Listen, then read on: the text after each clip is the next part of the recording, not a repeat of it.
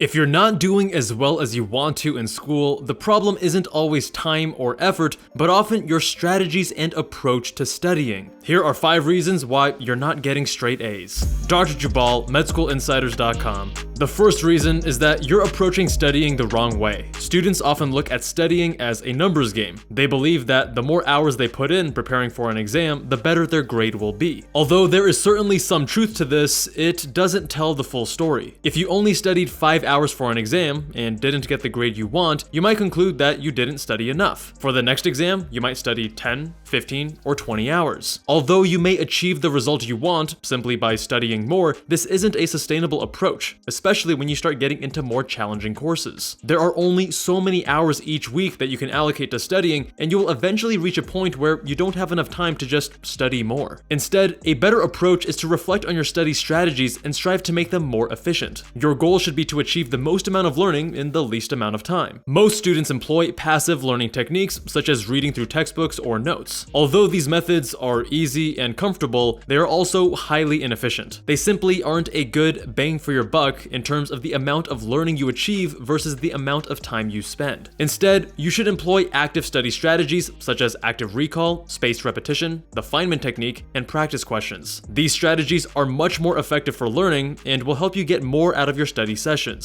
The reason why most students don't use them is that they are challenging and uncomfortable. But learning isn't supposed to be easy or comfortable. It should be difficult and a little bit stressful. As described by the Yerkes-Dodson law, mild amounts of physiological or mental stress actually improve performance. So if you aren't sufficiently challenging yourself when you study, you are leaving a ton of learning on the table. The second reason you're not getting straight A's is that you aren't optimizing for memory consolidation. A large part of being efficient with your studying comes down to retaining what you've learned. Spending hours reading through textbooks, doing flashcards, or going through practice questions doesn't do you much good if you can't remember any of it. One of the most important things you can do to improve your memory is to get enough sleep. There are 3 components of memory: acquisition, storage, sometimes referred to as consolidation, and retrieval. Sleep affects memory primarily in the acquisition and storage phases. At the acquisition stage, acute sleep deprivation has been shown to reduce several components of basic cognitive processes, including attention, working memory, and executive function. As a result, when you don't get enough sleep, you are not able to take in and process information effectively. This subsequently leads to reduced memory and learning. At the storage phase, sleep has been shown to be important for memory consolidation in the hippocampus. Although the exact molecular mechanisms are not well understood, the general consensus is that sleep deprivation impairs hippocampal function, leading to impaired memory and learning. A 2013 article found that both slow-wave sleep and rapid eye movement sleep play an active role in the consolidation of declarative memory, which in turn leads to improved performance in memory recall. In short, sleep deprivation on the night following learning was found to negatively impact memory. Some studies have shown that studying just before sleep aids in memory retention compared to studying earlier in the day. In addition, better quality, longer duration, and more consistent sleep patterns have been correlated with better academic performance. That being said, there was no relation between sleep measures on the single night before a test and test performance. Instead, sleep duration and quality for the month and the week before a test correlated with better grades. This mirrors my own experience, as I found that a single night of missed sleep before a memorization-heavy test does not significantly impact my performance. The caveat, however, is that for more cognitively demanding exams that require more critical thinking, I found that sleep deprivation does negatively affect my performance. This is likely due to the acute effects of sleep deprivation on attention, cognition, and executive function. Cognitively demanding courses like physics, math, organic chemistry, or neuroscience require you to be fresh and work through novel problems, not just regurgitate information, so a fresh mind is critical. While sleep deprivation is often unavoidable in medical school and residency, there's no excuse in college. There will be several times in your career when you don't get enough sleep, but even the act of optimizing for higher quality sleep during these few hours can make a drastic difference. I go over how to sleep smarter in earlier videos on this channel, links in the description. The third reason you're not getting straight A's is that your critical thinking is underdeveloped. Although your ability to work through complex problems and think critically is linked to your sleep, it is also affected by your study strategies. Contrary to popular belief, studying shouldn't be perfectly organized and easy to follow. Effective studying is often messy and challenging. If it feels easy, you probably aren't developing your critical thinking skills. You should challenge yourself to make connections between different concepts and ideas and ask yourself questions like, what would happen if I take away this? Or if I add this? Or how does this affect the overall process or system? One of the best ways to develop your critical thinking skills is through practice problems, but it involves a slightly different approach than most students use. To get the most out of each practice session, you need to approach each question as if it were the real thing. If you don't know how to solve it, don't just read the correct answer and explanation. Give it considerable effort before you review an equation or other helpful piece of information. And if that's still not enough to answer the question confidently, go back through your notes and create your perfect answer. Only then should you check the correct answer and see how yours compares. If you still get the question wrong after all of that, then you know there's a major gap in your understanding that needs to be addressed. Although this method of going through practice questions takes longer than the normal technique of viewing the correct answer, reading the explanation, and moving on, it leaves you with a much better understanding of the material. Shortcutting by viewing the correct answer and explanation when you're stuck severely limits your rate of progress and prevents you from deeply understanding the material. Making mistakes and learning from them is the whole point of practice problems. Approaching them in this way allows you to hone your critical thinking skills so you're prepared for anything come exam day. The next reason is that you're not optimizing for your energy state. Everybody has a natural rhythm to their energy throughout the day. They are more focused during certain times of the day